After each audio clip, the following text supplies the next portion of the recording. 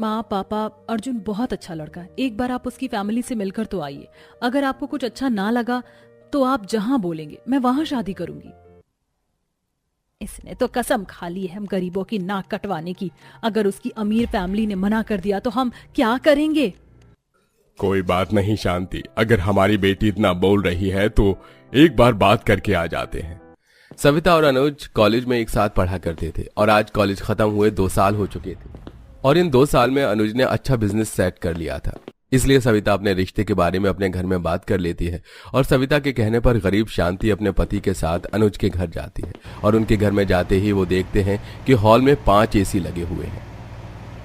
सुरेश जी, हम तो रेगिस्तान से शिमला में आ गए, कितने सारे एसी लगे हैं।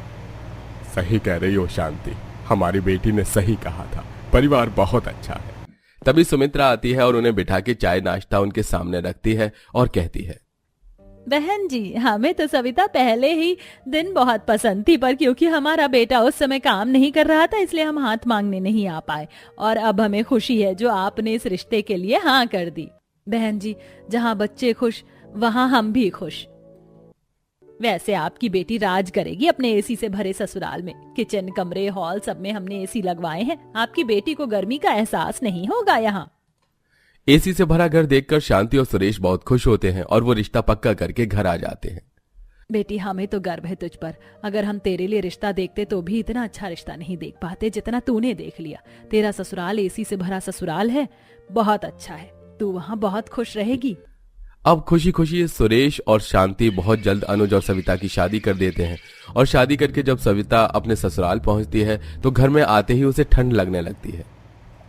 सही कहा था माँ और पापा ने, मेरे घर की हर दीवार पर एसी लगी है, यहाँ तो गर्मी का एहसास ही नहीं हो रहा।